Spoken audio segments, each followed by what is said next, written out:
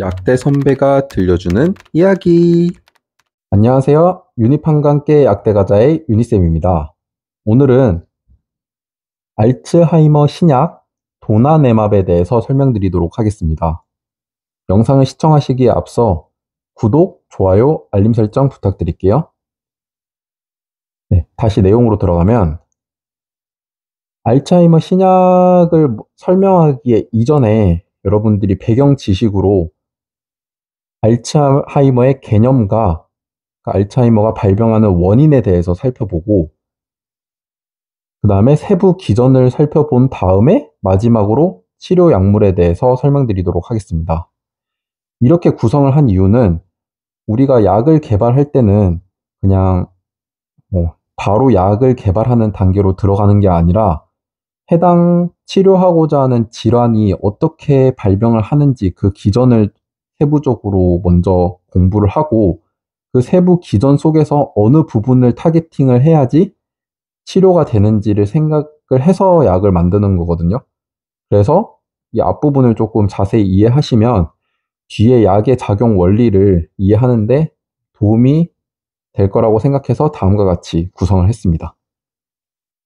그래서 알츠하이머 병 같은 경우는 학문적인 정의로 봤을 때는 다음과 같습니다. 그래서 뇌세포가 점진적으로 파괴되어 인지 능력, 행동, 기능적 상태 및 정신 기능에 영향을 미쳐서 치매에 이르게 하는 질환입니다.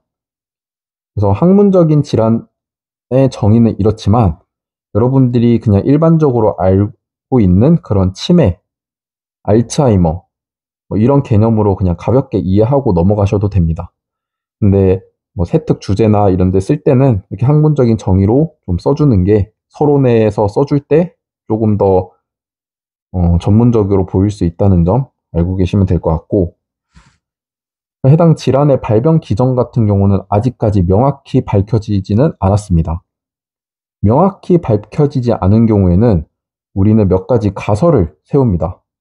가설을 세워서 어떤 판단 근거로 인해서 이 질환이 생기는 것 같다라고 지금 현재까지 나와 있는 게 다음과 같이 세 가지가 있습니다. 그래서 첫 번째는 뇌 신경세포가 사멸이 되는데 그 이후로 베타 아밀로이드가 축적이 되거나 타우 단백질이 축적이 되는 경우가 있고 그 다음에 두 번째로는 아세틸콜린의 양이 적은 경우 세 번째 아포리포 프로테인 A가 ROS를 생성해서 신경세포가 사멸되는 경우 이렇게 세 가지가 있습니다. 근데 우리가 이번에 포커스를 두는 거는 도나네맙이므로 우리는 여기서 뇌신경세포 사멸이 어떤 이유로 베타 아밀로이드가 축적돼서 사멸되는 경우만을 살펴보도록 하겠습니다. 나머지 같은 경우에는 다른 약들을 공부하게 된다면 중요하겠지만 이번 주제와는 조금 거리가 있기 때문에 이쪽만 설명하는 거고 용어에 너무 거부감을 갖지 마시고 그냥 이런 게 있다. 용어에 조금 친숙해지겠다라고 생각하시면 편하게 생각하시면 좋을 것 같습니다. 그러면 오른쪽으로 가보면요. 이러한 가설 중에 베타 아밀로이드가 플라크를 형성하는 기전, 세부 기전에 대해서 설명을 드리겠습니다. 그래서 우리가 플라크라고 하는 거는 나중에 기전에서 설명드리겠지만 뭔가 쌓여서 덩어리가 되는 거를 플라크라고 하거든요. 그래서 설명을 드리면 이 막이 뇌신경세포 막이라고 생각하시면 돼요.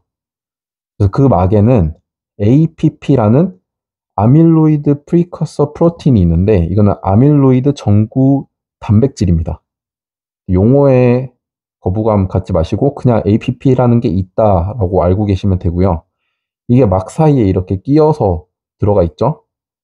근데 그러한 것이 알파 시크리테이지에 의해서 절단이 되는데 이걸로 절단이 되는 거는 정상적인 과정입니다. 하지만 베타 감마 시크리테이지에 의해서 이 부분이 절단이 되는 거는 비정상적인 과정이고 이렇게 절단이 되면 다음과 같이 베타 아밀로이드가 생성이 됩니다. 이 물결 하나를 그냥 베타 아밀로이드라고 생각하시면 되고요. 이게 생성이 많아져서 베타 아밀로이드가 지금 몇 개 있죠? 하나, 둘, 셋, 네 개 있죠. 네 개가 이렇게 쌓이면 아까 말씀드렸듯이 플라크를 형성하게 되고, 이러한 플라크는 하이드로포빅한 베타 아밀로이드가 되어서 축적이 됩니다. 그래서 하이드로포빅이 뭐죠? 물에 녹지 않는다는 거예요. 그래서 물에 녹지 않으니까 더 이렇게 덩어리로 이렇게 침전이 되는 거고요. 이렇게 되면 독성을 생성해서 세포를 죽입니다. 이게 어떤 세포겠어요, 여러분? 어떤 세포냐면 우리가 지금 다루고 있듯이 뇌신경세포를 사멸하기 때문에 우리 뇌에 치명적인 영향을 줄 수 있다는 거예요. 그래서 여기까지 이제 설명을 드렸고, 그러면 우리가 생각해 볼 수 있죠. 일단 우리가 배우려고는 지금 도나네마빌 약물로 지금 개발이 되었다고 하는 거고, 그 약물이 대충 어디를 타겟할 수 있겠어요? 일단 베타감마 시크리테이즈로 절단되는 게 비정상적인 과정이라고 했으니까 여기를 억제하면 하나의 치료제로 개발이 될 수 있겠죠. 그래서 이거를 분비효소 억제제라고 하고요. 그리고 베타 아밀로이드가 축적되는 과정을 저해하면 이게 쌓이질 않으니까 또 하나의 약으로 개발할 수 있겠고요. 그리고 이미 이렇게 플라크를 형성해서 축적이 됐다면 그 축적된 것을 제거하는 것도 하나의 약으로 개발할 수 있겠습니다. 그 중에 마지막 것인 축적된 것을 제거하는 게 도나네밥의 작용 기전입니다. 그래서 이 약은 일라이 릴리에서 개발이 되었고요. 현재 임상 3상까지 진행이 되었습니다. 그리고 작용 원리는 축적된 것을 제거하는데 어떻게 단일 클론 항체를 이용한 수동 면역의 방법으로 제거합니다.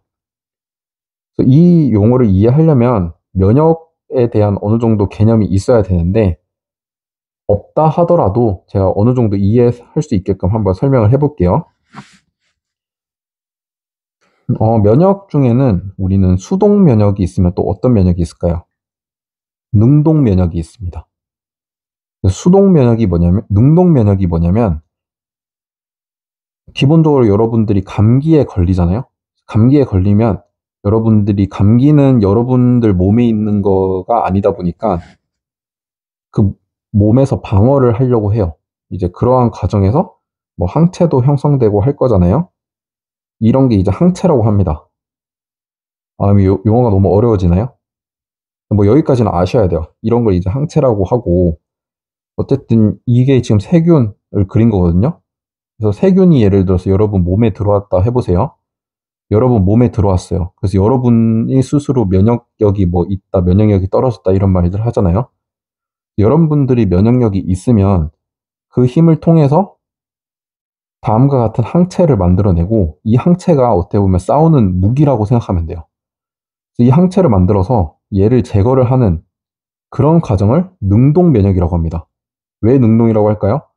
여러분들이 능동적으로 제거를 했잖아요. 하지만 수동 면역은 여러분들 힘으로 쓰는 게 아니라 이거를 쥐한테 주입을 합니다.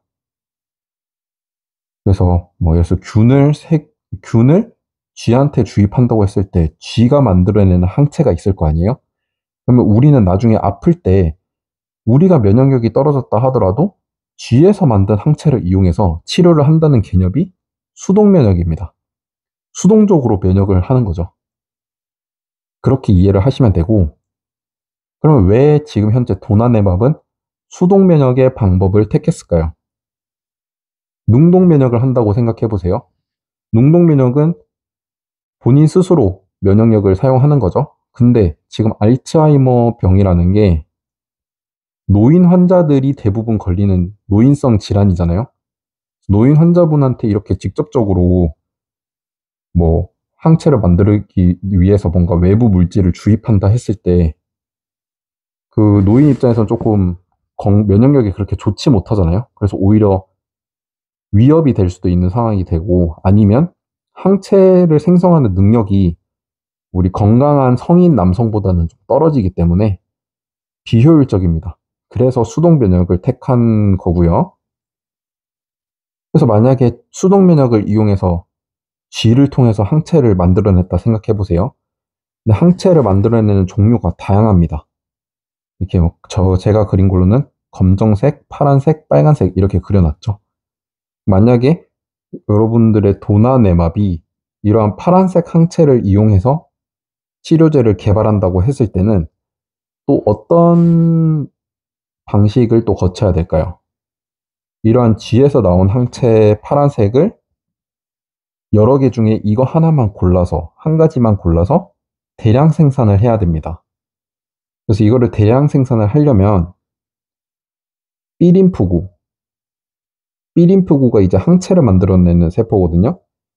항체를 만들어내는 삐림프구와 암세포는 뭐죠? 증식을 굉장히 활발히 하는 거죠. 증식을 활발히 할 수 있는 암세포와 융합을 하면 잡종세포가 만들어지는데 이 잡종세포의 특징은 뭘까요? 이 두 가지의 특징을 다 갖고 있겠죠. 항체를 만들 수 있으면서 증식이 굉장히 활발한 세포가 잡종세포가 되겠습니다. 그래서 이러한 잡종세포에서 만들어지는 게 우리는 단일 클론 항체라고 하거든요. 여기 단일 클론 항체 돼 있죠. 결국 이 단일 클론 항체가 어떤 특징을 갖겠어요? 한 가지 항체를 대량적으로 생산할 수 있는 항체인 겁니다. 결국 그래서 우리는 이렇게 한 가지를 대량으로 생산해서 이쪽 플라크가 축적된 것을 제거하는 도나내법에 대해서 알아보았습니다. 여기까지 해서 이제 알츠하이머 약물에 대해서는 쭉 여러 가지 약들이 있지만 그 중에 최근 이슈화되고 있는 임상 3상을 패스한 약에 대해서 알아보았는데요. 여러분들이 사실 제가 지금 뭐 기전을 설명해 드렸듯이 사실 이 약 말고도 굉장히 다양한 기전에 작용하는 약들이 다양하게 있을 거잖아요. 그래서 제가 오늘은 하나만 설명드렸지만 여러분들이 다른 것도 궁금하시면 지금 설명드린 내용의 흐름을 기반으로 해서 여러 가지 약들을 한번 조사해 보시면 굉장히 다양한 약들이 많이 나올 거거든요. 그래서 그런 부분을 추가적으로 여러분들이 알아보시면 좋을 것 같고, 그리고 이제 또 추가적으로 추천드리는 질환은 파킨슨병이 있습니다. 그래서 알츠하이머 같은 경우는 노인성 질환으로 지금 1위를 달리고 있고요. 파킨슨병은 2위입니다. 똑같이 어쨌든 퇴행성 질환이기 때문에 한번 알아보시면 좋을 것 같습니다. 네, 이상으로 강의 들어주셔서 감사합니다.